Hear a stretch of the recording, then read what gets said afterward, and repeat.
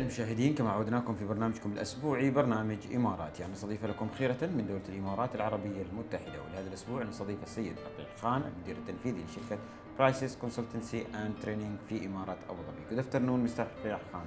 Good afternoon, sir. How are you? Alhamdulillah. What about you? How was your day? Alhamdulillah. Alhamdulillah.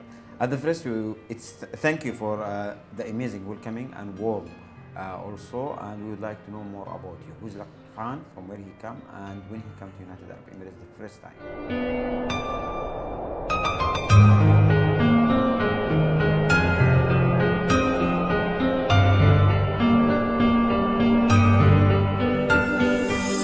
So much, first of all, for the warm introduction. My name is Laeeq. The full name is Laeequllah Khan, and I'm from Pakistan. I raised and I got education in Pakistan. I moved in 2010 in UAE. Great. So, Mr. Laeeq, you moved 2010 to United Arab Emirates. Yes. What's the opportunity to come here at the first? It was just a blind interview in Pakistan, in my back home, for some banking sector. And one of my friend told me that if you just go over there, these are some walking interviews, and if you want to try that, whether they will hire you or no. So I went over there. It was in a local area, in one of the hotel over there in Pakistan, Lahore city. So I went over there. I got shortlisted. I've been called. I flew here in 2010 November. So that was the first flight. I got the job from there only. From there only, I just landed in this country. So that was first banking job for me in Mashriq Bank. Great. For the 5 years, he was just getting the experience and working to different sectors. But let us know about these 5 years before when you start to think to have your own business.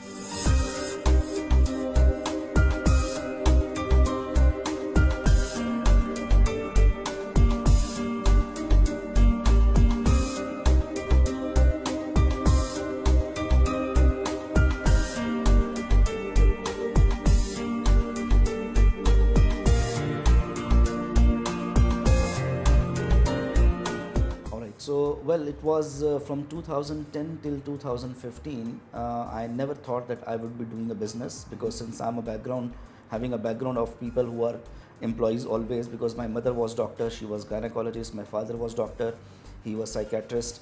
So I was also having the same kind of tendency that fine, I will continue my career with the jobs only as an employee. So when I reached here, I shifted in a couple of banks, from Mashriq Bank to Standard Chartered, and then to National Bank of Al Queen, and then to National Bank also. But my last job was in 2016, when there was some kind of SME sectors which were closing down in the banking sector.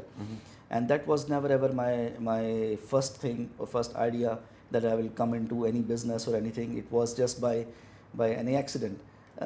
From some of my friends' decision, they took it, and that it was not in their favor, and then I had to continue this business, since it was started in December 2015, January 2015, but in 1 year and 2 months they were not able to cop the company with their expenses, so they lost everything, whatever the investment was there. I was a passive investor in this company initially. So in March 2016 only I took over this company. So that was the first time when I sat independently, leaving all my prior experience in the banking or job or everything left behind, and then I started this company.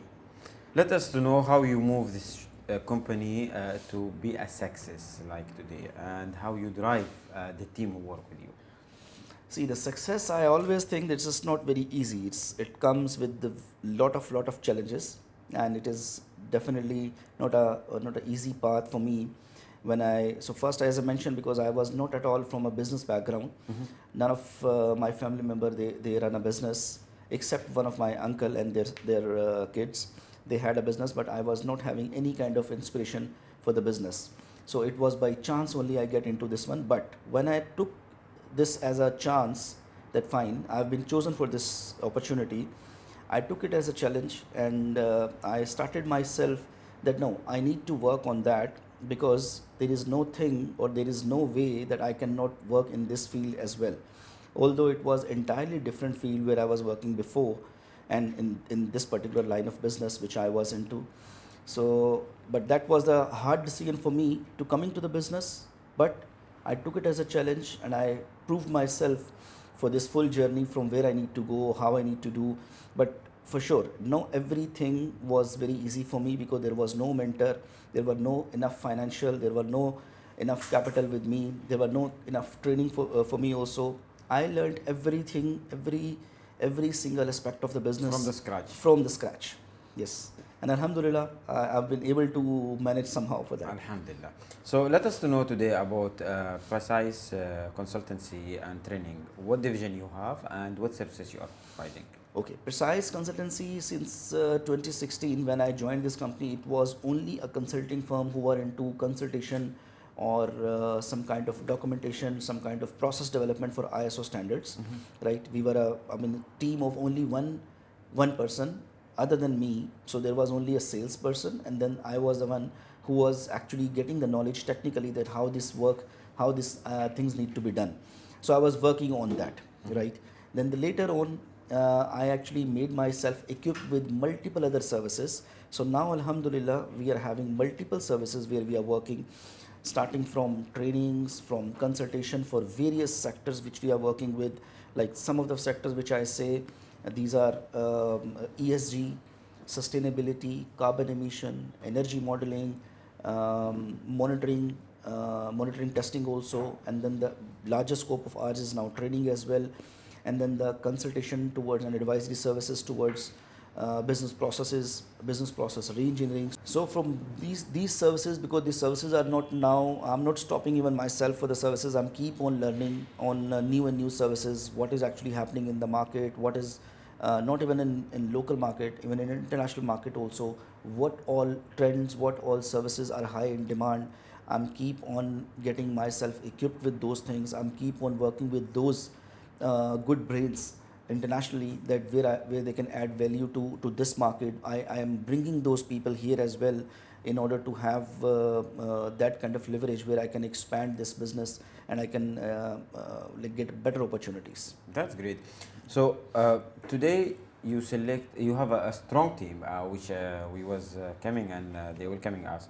Let us know about this team, how you select them, how you build the team who work together, we can say, who understand each other, who understand what they have to do with, and how you keep training them to give them more knowledge about the country, about the culture here, about the information which they will need to use it in their business.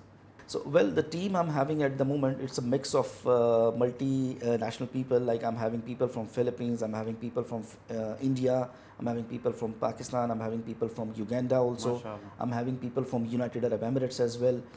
And I'm having people from Nepal as well. I'm having people from Bangladesh as well. So I'm working with multinational people.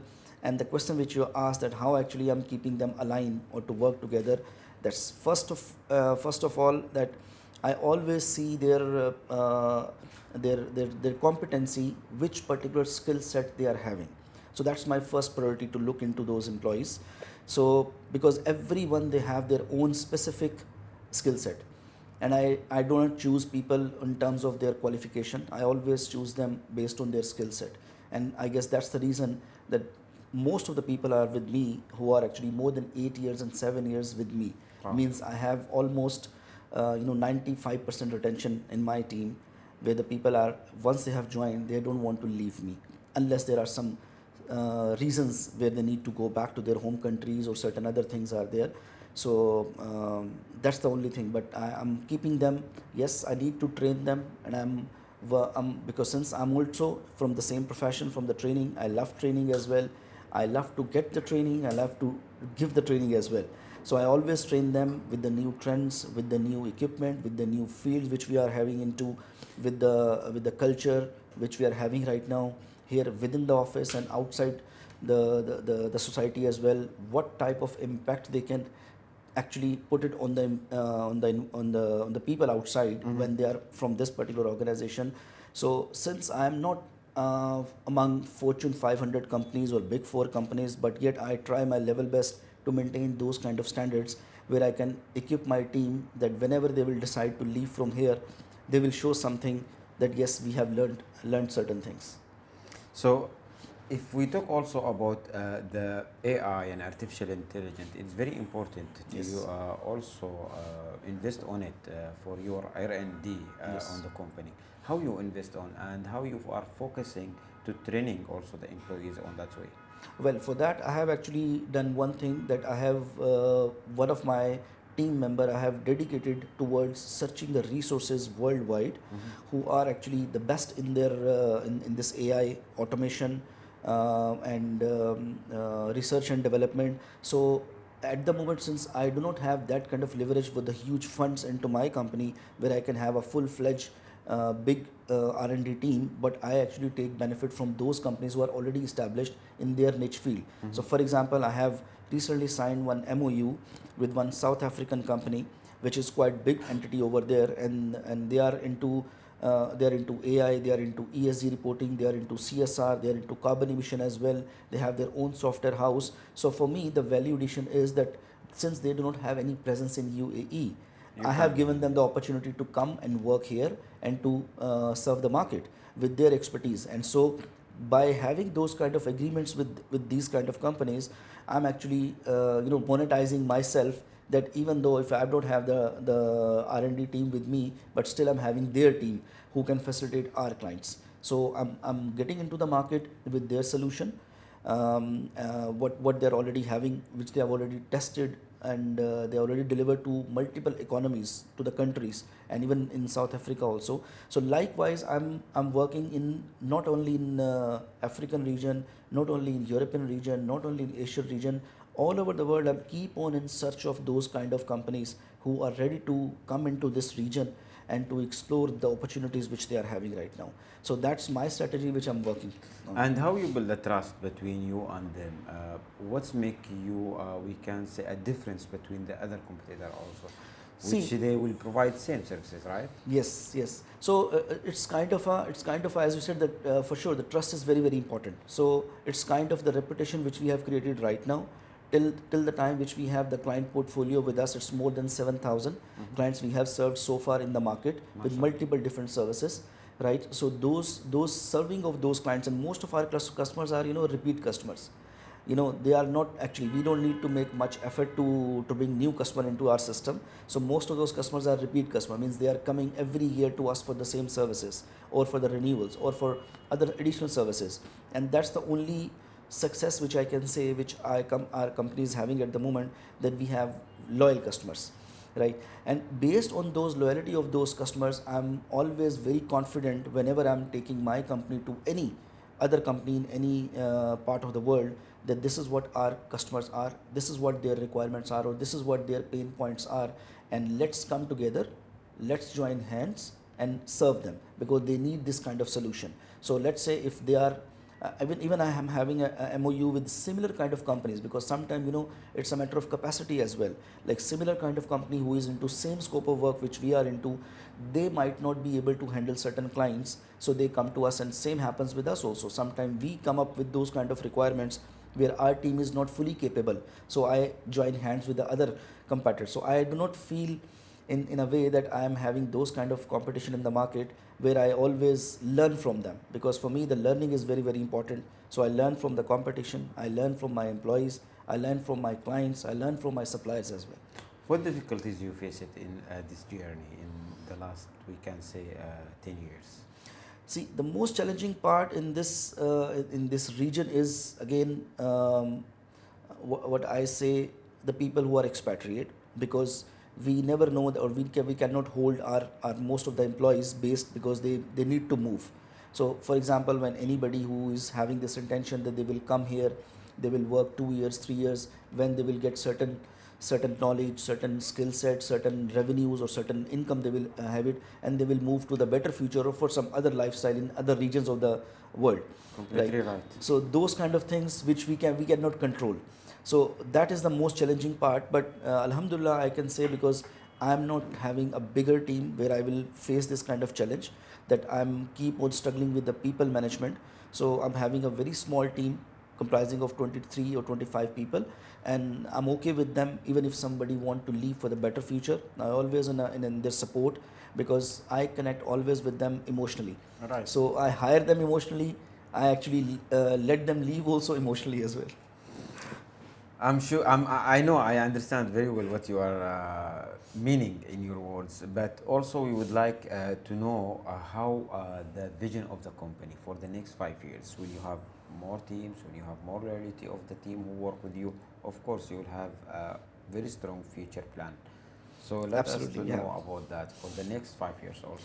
For the next 5 years, what I see this company that I wanted to be among those top 5 companies into our field of services, where I want our company name in terms of quality services which we are delivering right now, and I want my customer satisfaction up to that level that we become their first choice. So this is my vision, that I want to become their first choice in terms of the competition. It's not about pricing, it's all about the service delivery, because we are into service industry, and I strongly believe the service industry totally work on the customer satisfaction. So if my client is satisfied, I don't need to work on the second client. The second client will come with that same level of satisfaction, because if it has been recommended by the first client. So my most of clients, they have been recommended by my existing clients. So that's my success, and that's the vision which I keep it, that for the next 5 years I do have strategic plans in terms of expansion, because I still need some expansion in European region, in some Asian region also. Over there I'm still having one office at the moment in Philippines, which I opened in 2 years back. And over there we were able to successfully launch our training services, which we have till now delivered almost 20 projects only to the government. Wow. To the government entities we have delivered 20 trainings we have delivered.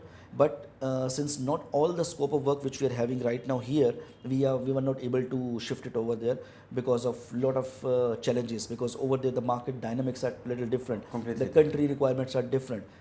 Country compliances are quite different. So every country, they have their own certain requirements. So based on that, I'm just settling myself country to country, and I'm having a resident office in Pakistan as well, where I have like 2 or 3 services of my here main office I'm delivering over there also, and over there also, alhamdulillah, I'm having 100 clients. So I'm pretty much comfortable in Pakistan, pretty much comfortable in Philippines. Now I'm moving myself in other GCC regions as well. I'm working already with some strategic partner, but not with my resident offices, like fully owned by us. But these are my strategic partners only in Saudi Arabia, in Oman, in Qatar also, and in Kuwait and Bahrain as well. But now the next move in the next 1 year or 2 year, which is already in place, I've already worked on those plans, that I need to shift myself, I need to place myself in European region as well, European market and US market. Inshallah. So that we can bring customers from there, and we can bring those kind of advanced technology or advanced services in this country, which can facilitate better in this market. So after the COVID-19, your mindset completely changed. What you learned from the COVID-19 before that, and what make you change to enter other business field? Like as you mentioned, you have a different company also. Yes. Well, COVID-19 was absolutely a very, very big disaster, or a very big pandemic for the world. And for sure, so many people, they lost so many things. Some of them, they lost their lives, their businesses, their jobs. It was a real pandemic. But for us, it was a blessing in disguise. So for the service industry, I must say that we have learned a lot, how we need to actually handle the vulnerabilities in a business. So those things which probably we would not be able to learn in the next 10 years, the COVID 4 or 5 years actually made us learn forcefully. So that particular time actually given us that confidence that we can resist any kind of issues in the market, right? If we are confident enough about our team, about our product, about our service. And for sure, this country, how they have responded nationally towards that pandemic, it's undoubtedly having no words, because the top leadership for this country has given proof to the world how they have come back from that pandemic, what type of measures they have taken, and how they support the people who are living in the country. Absolutely. That was or local. Yeah, exactly. Because that was tremendous. That comes with the clear vision. You asked me the vision. That comes with the vision, and it inspires me, and that's the reason I have got an opportunity to open my head office or to open my other company in European region, But for me, this region, is best of all over the world. The reason, because it has access to the broader market, it has access to every region or every continent where you want to travel. So that's the reason this is the best place for any businessman who want to establish themselves. So today, if you would like to say a thanks message to the people who support you, who deserve to have a thanks personally from the people who are around you, I mean? Personally, first of all, yes, my wife, who is been with me in terms of sacrifices which I have made, because when I'm making sacrifices or I'm having some kind of issues in business, so she need to maintain my home. So she's the one basically who is facing those challenges. Which prepare your mindset, we can. Yes, because again, you cannot handle both the things at the same time. So when you're having tough time in your business, so you need to have relaxed time in your home, right, so that you can just make your mind again and for tomorrow, because every day was challenge in certain years. So she is the first one for sure who have supported me morally. And then I must say that there was kind of a inbuilt motivation in me, which had that kind of instinct that every person around me, which Allah has assigned me to work with them, they were my motivation and they were the reason for my inspiration. Not specific one person or two person, no, everyone, because I am that kind of a person personally, that I always found the positive energy from the people. Whoever is having a negative energy, either they will repel from me or I will actually have a different way from them. So that was because I was lucky enough to have those people around me. So my friends, my colleagues, my employees, and my success till now is not my alone success. It's all about my team, which is actually in my support. None of the people I have hired, none of the people I have fired in the COVID. None of the person I have actually given them the less salary, reduced salary, or sent them on the unpaid vacations. No, they were working as per the guideline, as per the requirement. I was doing everything. Even I am not having anything, I was paying them, and that is the thing they are actually repaying to the company. So they're not working for me; they're working for the company. So we would like to have advice for the newcomers who are planning to come to United Arab Emirates and to invest or to start their own journey. What you'll advise them from your experience more than 15 years? See, for me, the advice, I don't actually see myself as to advise someone, but yes, I can definitely give them the pathway that how they can actually move forward. Anybody who is looking to establish themselves in this country, so even if they have planned to establish themselves in any other region or any other part of the world, I guess this is that particular country among GCC who can give them more leverage, more inspiration, more motivation, even if they start. So for me, it is very, very important for anybody to give them this particular words, that they rather thinking, they need to start right now. Because if they will start right now, they will gonna learn. When they will learn, then they can improvise it. Right. So it's not that they will have first need to plan, to think, these all things will come. And all of those businesses who have those kind of plannings in paper, most of them actually I have seen getting out of the market in the pandemic, even in the COVID-19 time. So when you are having that kind of motivation and inspiration in the business, which can give you this kind of energy that you need to keep going without having any kind of compromise of the quality or the culture or the values of this country or yours, you can carry on. You can do any business. Today, United Arab Emirates has more than 218 nationalities. We live together and we support each other. We have, alhamdulillah, the best entertainment and the best healthcare, education, everything's what we need for our life and for our family to live in this peaceful country. Yes. What's your message to our gen leaders and to the government of United Arab Emirates? I must need to thank to the top leadership, to the government of all the Emirates, especially for the federal government and all to the royal families, because this is their vision that in last almost 80 years, this country is now this, where the world wish to come and to settle here. Because since I told you that I'm not only managing director of Precise Consultancy and Trainings, I'm having other ventures, where the other venture is, one of them is real estate. So it's a full licensed brokerage firm. So I now, from the last past 1 year, I'm keep on talking with so many people around the world who are investors and who are end users, who are looking to invest in the business or in the properties, right? And I actually come up with only one thing.